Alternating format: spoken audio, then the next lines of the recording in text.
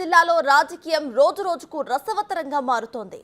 MP పోటీ అవినాష్తో పాటు షర్మిల పోటీ చేయడంతో సర్వత్రా ఉత్కంఠ నెలకొంది. వివేక బతికున్న సమయంలోనే ఎంపీ టికెట్పై వాగ్వాదం జరిగిందని, ఆ సీటును షర్మిలకు ఇవ్వాలని అవినాష్ రెడ్డిపై ఒత్తిడి తెచ్చారని టీడీపీ అభ్యర్థి బీటెక్ రవి తెలిపారు. గతంలోనూ షర్మిల వైసీపీ ఎంపీ అభ్యర్థిగా ఒప్పుకున్నారని ఆయన తెలిపారు. షర్మిలకు ఎంపీ సీటు ప్రకటించడంతో కక్షపూరితంగానే వివేకానందరెడ్డిని హత్య చేశారని బీటెక్ రవి తెలుపుతున్నారు.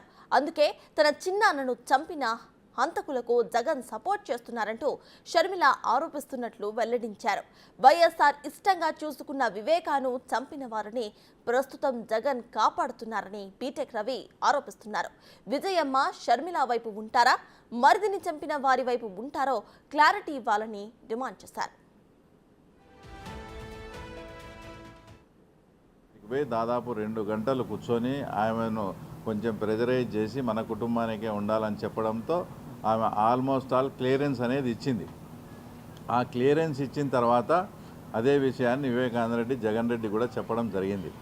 జగన్ రెడ్డికి చెప్పిన తర్వాత ఆయన ఇంట్లో అంతఃపురంలో ఎవరెవరికి చెప్పాలనో వాళ్ళకు నేను విధిలేని పరిస్థితి ఉంది, షర్మిలమ్మ గాను ఒప్పుకుంటే వివేకానందరెడ్డి చిన్నాయన షర్మిలమ్మను ఒప్పించినాడు కాబట్టి ఇంకా దాదాపు నేను షర్మిలకే ఇవ్వాల్సిన పరిస్థితి ఉందని చెబితే ఆ అంతఃపుర రహస్యం వాళ్ళంతా వాళ్ళు మాట్లాడుకొని ఇంకా దీనికి ఏదైనా కానీ మన టికెట్ మనకు రావాలంటే వివేకానందరెడ్డిని అసాసినేట్ చేయడమే, వివేకానందరెడ్డిని మర్డర్ చేయడం తప్ప మనకు వేరే గత్యంతరం లేదని క్లియర్గా మోటివ్ ఉండి ఆ ఘాతుకానికి వాళ్ళు పాల్పడడం జరిగింది.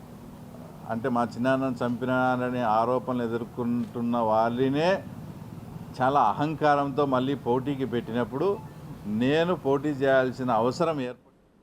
రాష్ట్ర ప్రభుత్వం దగ్గర పెన్షన్ల పంపిణీకి డబ్బులు లేక టీడీపీ మీద బురద చెల్లుతున్నారని మండిపడ్డారు.